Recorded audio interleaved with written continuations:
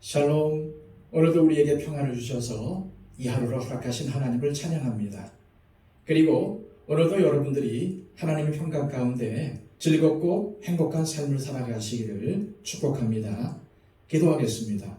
아버지 하나님, 우리를 부르셔서 거룩하게 하시고 하나님의 백성으로 또한 하나님의 자녀로 살아가게 하심을 감사합니다. 하나님, 우리가 하나님의 자녀이기에 주어진 시간에 하나님께 예배하며 하나님과 동행하며 출발합니다. 하나님, 우리의 인생이 늘 하나님과 항상 동행하는 인생이 되게 하여 주시고 늘 주님 앞에 무릎 꿇고 예배하는 인생이 되게 하여 주시옵소서. 오늘도 세상의 헛된 것들을 버리게 하여 주시고 오로지 우리에게 가치 있는 하나님의 것을 추구하며 하나님만을 바라보는 삶을 살게 하여 주시옵소서. 오늘도 하나님께서 기뻐하시는 삶, 주님께서 인정하시는 삶을 살기를 원합니다. 하나님을 사랑하고 이웃을 사랑하며 또한 하나님께서 우리에게 맡겨주신 직분과 사명을 감당하며 살기를 원합니다. 세상의 소금과 빛으로 살아가기를 원합니다. 주님의 말씀에 순종하며 살아가기를 원합니다. 우리를 능력의 손으로 붙들어 주시고 우리의 삶을 인도하여 주셔서 하나님께서 허락하시고 하나님께서 기뻐하시는 길만 걷도록 하여 주옵소서. 하나님, 오늘도 마귀는 우리를 넘어뜨리려고 가진 시험과 유혹을 할 것입니다. 우리가 말씀을 기억하며 말씀으로 마귀의 유혹을 물리치게 하여 주시고 오늘도 주님께서 나와 동행해 주심을 믿고 그 주님의 말씀에 순종하는 삶을 살아갈 때에 모든 것을 이겨내며 하나님께 영광 돌리는 삶을 살게 될 줄로 믿습니다. 주님, 우리를 붙잡아 주시고 오늘도 우리의 삶을 인도하여 주셔서 아버지 하나님께서 기뻐하시는 길을 걸어갈 수 있도록 주장하여 주시옵소서. 오늘 하루의 삶을 주님께 맡겨드리며 예수 그리스도의 이름으로 기도하옵나이다. 아멘. 다 함께 찬송가 426장 찬양 드립니다.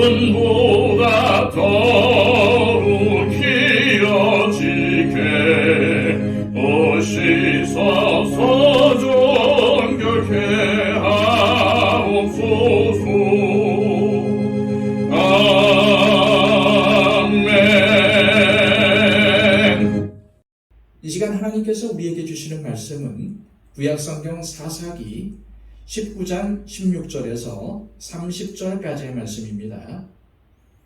구약성경 395쪽입니다. 저녁 때에 한 노인이 밭에서 일하다가 돌아오니 그 사람은 본래 에브라임 산지 사람으로서 기브아에 거류하는 자요, 그곳 사람들은 베냐민 자손이더라. 노인이 눈을 들어 성읍 넓은 거리에 나그네가 있는 것을 본지라. 노인이 묻되 그대는 어디로 가며 어디서 왔느냐 하니 그가 그에게 이르되 우리는 유다 베들레헴에서 에브라임 산지 구석으로 가나이다. 나는 그곳 사람으로서 유다 베들레헴에 갔다가 이제 여호와의 집으로 가는 중인데 나를 자기 집으로 영접하는 사람이 없나이다. 우리에게는 나귀들에게 먹일 집과 여물이 있고 나와 당신의 여종과 당신의 종인 우리들과 함께 한 청년에게 먹을 양식과 포도주가 있어 무엇이든지 부족함이 없나이다 하는지라. 그 노인이 이르되 그대는 안심하라. 그대의 쓸 것은 모두 내가 담당할 것이니 거리에서는 유숙하지 말라 하고 그를 데리고 자기 집에 들어가서 나귀에게 먹이니 그들이 발을 씻고 먹고 마시니라. 그들이 마음을 즐겁게 할 때에 그 성읍의 불량배들이 그 집을 에워싸고 문을 두들기며 집주인 노인에게 말하여 이르되 네 집에 들어온 사람을 끌어내라. 우리가 그와 관계하리라 하니 집주인 그 사람이 그들에게로 나와서 이르되 아니라 내 형제들아 청하노니 이 같은 악행을 저지르지 말라. 이 사람이 내 집에 들어왔으니 이러한 망령된 일을 행하지 말라. 보라, 여기 내 처녀딸과 이 사람의 첩이 있은즉 내가 그들을 끌어내리니 너희가 그들을 욕보이든지 너희는 좋은 대로 행하되 오직 이 사람에게는 이러한 망령된 일을 행하지 말라 하나 무리가 듣지 아니하므로 그 사람이 자기 첩을 붙잡아 그들에게 밖으로 끌어내매 그들이 그 여자와 관계하였고 밤새도록 그 여자를 능욕하다가 새벽 미명에 놓은지라. 동틀 때에 여인이 자기의 주인이 있는 그 사람의 집문에 이르러 엎드려져 발길까지 거기 엎드려져 있더라. 그의 주인이 일찍이 일어나 집문을 열고 떠나고자 하더니 그 여인이 집문에 엎드러져 있고 그의 두 손이 문지방에 있는 것을 보고 그에게 이르되 일어나라 우리가 떠나가자 하나 아무 대답이 없는지라. 이에 그의 시체를 나귀에 싣고 행하여 자기 곳에 돌아가서 자기 집에 이르러서는 칼을 가지고 자기 첩의 시체를 거두어 그 마디를 찌고 12덩이에 나누고 그것을 이스라엘 사방에 두루 보내매 그것을 보는 자가 다 이르되 이스라엘 자손이 애굽 땅에서 올라온 날부터 오늘까지 이런 일은 일어나지도 아니하였고 보지도 못하였도다. 이 일을 생각하고 상의한 후에 말하자 하니라. 아멘. 지난 시간에 어떤 레위인이 첩과 종을 데리고 기브아의 성읍에 도착하여 자신을 집에 맞아줄 사람을 찾았지만은 그 어느 누구도 영접하지 않았다는 것까지 살펴보았습니다. 그런데 한 노인이 그들을 자신의 집으로 데려가면서 한결같이 자기 소견에 오른 대로 행하는 사람들로 인해서 비극적인 사건이 발생하게 됩니다. 날이 저물었는데도 기브아 성읍 넓은 거리에서 자신들을 유숙하게 해줄 사람을 기다리는 레위인 일행을 보고 역시 타지 출신 사람이 일을 마치고 돌아가는 길에 그들을 보고 말해봅니다. 어디로 가며 어디서 왔는가? 그러자 레위인은 유다 베들레헴에서 에브라임 산지 구석으로 간다고 밝히며 여호와의 집으로 가는 중이라고 말합니다. 이 레위인은 여행의 진정한 목적을 드러내지 않고 교묘하게 위장했으며 게다가 여호와의 집으로 가는 중이라고 하여 자신을 신실한 사람으로 포장했습니다. 그리고 갈 곳이 없어 초조하게 사람을 기다렸음에도 불구하고 자신에게는 부족한 것이 없다고 큰 소리를 칩니다. 아는 사람도 없고 머물 곳도 없음에도 불구하고 다 있다고 큰 소리치는 이 레위인의 모습이 꼭 우리의 모습과 같지 않습니까? 많은 사람들이 재물과 권력을 소유하면 자신에게 모든 것이 다 있다고 말합니다. 그래서 재물과 권력을 차지하려고 발버둥을 치고 다른 사람에게 해를 끼치기도 합니다.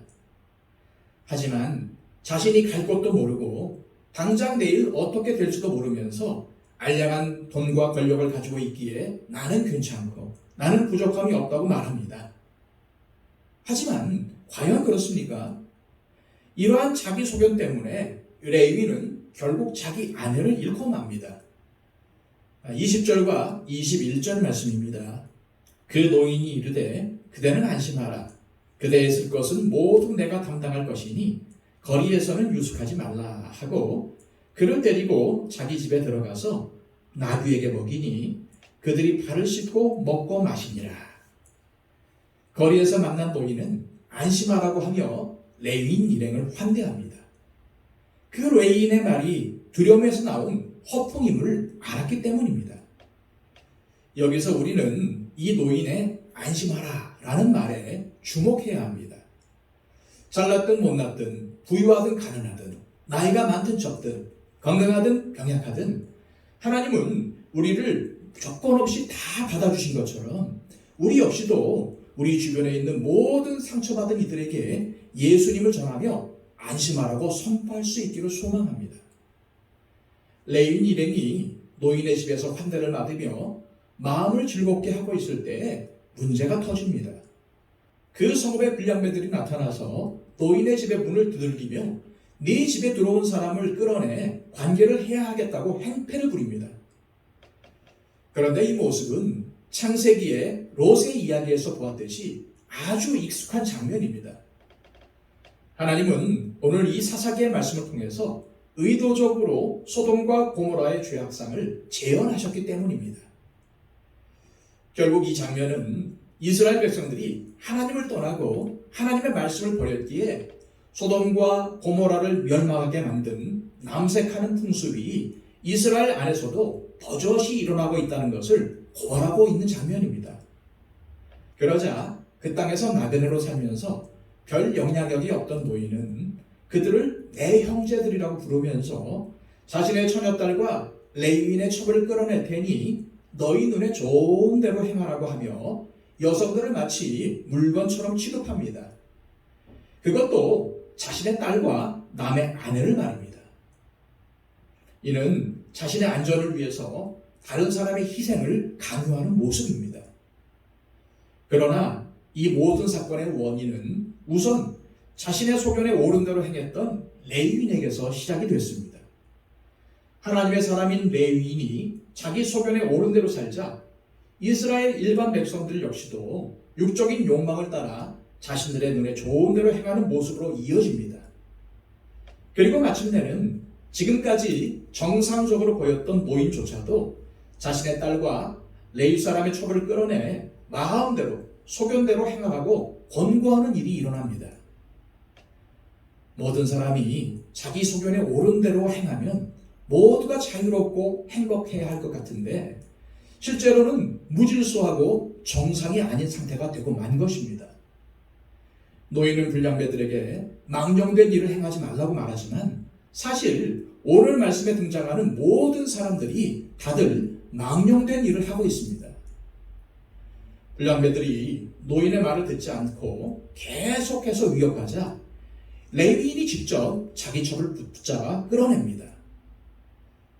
그날 아침만 해도 사랑의 회복을 이야기하며 장인에게 잘 살아보겠다고 다짐했던 그가 위험에 처하자 가차없이 자기 여자를 끌어내 불량배들에게 넘기는 모습이 너무나도 비참합니다. 날이 밝아 레위인이 떠나려고 문을 열자 여인은 자기의 주인이 있는 그 집에 이르러 엎드러져 있었습니다. 현재도 이런 사건이 발생한다면 대서특필될 만한 참혹한 내용이지만 가나안을 거룩하게 만들겠다고 입성한 이스라엘 안에서 이러한 참혹한 일들이 일어나고 있었습니다. 문에 엎드려져 있는 여인의 조손이 문지방에 있었다는 것은 그 여인이 살려달라고 그 집까지 기어와 울부짖었음을 보여줍니다. 하지만 그 집안에 있는 자들은 아랑곳하지 않고 아주 잘 자고 일어난 것 같이 보입니다. 더 나아가 레위인은 자신의 첩이 죽은 것을 확인하자 마치 짐을 싣듯이 나귀에 시체를 실어 집으로 돌아갑니다. 그리고는 끔찍하게도 사체를 12등분하여서 이스라엘 각 지파에 보내 결국 이스라엘 지파끼리 싸우는 피해 전쟁을 일으키는 불씨를 제공하여야 말았습니다. 하나님께서 이스라엘에게 가나안 땅을 주신 목적이 무엇입니까? 제사장의 나라를 이루라는 것이었습니다. 그런데 이스라엘 백성들은 제사장의 나라는커녕 이방인의 눈으로 보기에도 민망한 상황을 연출하고 있지 않습니까? 아마도 이 레위인 일행이 이방 땅인 여부수에 머물렀다면 이러한 비극은 일어나지 않았을지도 모릅니다. 특히 구약성경은 여성에 대한 폭력적인 행위를 그 당시 사회의 혼란과 타락상을 단적으로 보여주는 증거로 삼는 경우가 많습니다. 오늘 본문에 등장하는 레위인의 첩의 사건이 그렇습니다. 여성은 약자의 상징입니다. 약자가 제대로 보호받지 못하는 사회는 어떠한 이유를 떠나서 불의한 사회요, 불평등한 사회입니다. 하나님께서 원하시는 세상은 어떠한 곳입니까? 하나님의 영이 만민에게 충만하게 임하여서 자녀들이 장래에 일을 말하고 늙은이가 꿈을 꾸고 젊은이가 이상을 보는 세상입니다. 주인이건 종이건 여자건 남자건 상관없이 모두가 한 주인을 섬기는 세상입니다. 그래서 주님은 누구든지 여호와의 이름을 부르는 자는 구원을 얻으리라고 약속하지 않으셨습니까? 연약한 자들이 잔혹하게 폭행을 당하고 살해당하는 사회를 바라보시는 하나님의 마음은 어떠실까요? 교회에서조차 성폭력이 자행되고 약자가 핍박당하고 불의한 일들이 벌어지고 있는 현실을 도대체 하나님은 어떻게 바라보고 계실까요? 이러한 일들이 반복된다면 하나님은 결국 우리를 심판하실 것입니다. 따라서 누구보다도 먼저 하나님을 아는 우리가 하나님의 말씀에 순종하여 이웃을 사랑하는 삶을 회복해야 합니다. 그리고 왕이신 하나님을 모시고 그 하나님을 경배하며 순종하는 삶이 우리로 하나님의 백성이 되게 하는 유일한 길입니다. 이 시간 기도하실 때 하나님, 우리의 연약하고 부족한 모습에도 우리를 환대하여 주신 은혜를 기억하며 다른 사람들을 환대하며 내가 대접받기를 바라는 대로 다른 사람을 대접하게 하옵소서. 또한 우리가 자기 소견대로 살아간다면 나보다 약한 사람을 억압할 수밖에 없음을 명심하고 하나님 말씀에 순종하여 나보다 약한 사람들을 배려하며 섬기게 하옵소서. 기도하시길 바랍니다. 그리고 우리의 중보가 필요한 모든 분들을 위해서 간절히 중보해 주십시오. 이복신 권사님, 박영채 집사님의 회복과 건강을 위해서 기도해 주시고요. 그리고 또 우리 교회와 한국 교회를 위해서 기도해 주시기를 바랍니다. 그리고 또 온 세계에 복음을 전파하는 선교사님들의 사역을 위해서도 간구해 주시기를 바랍니다.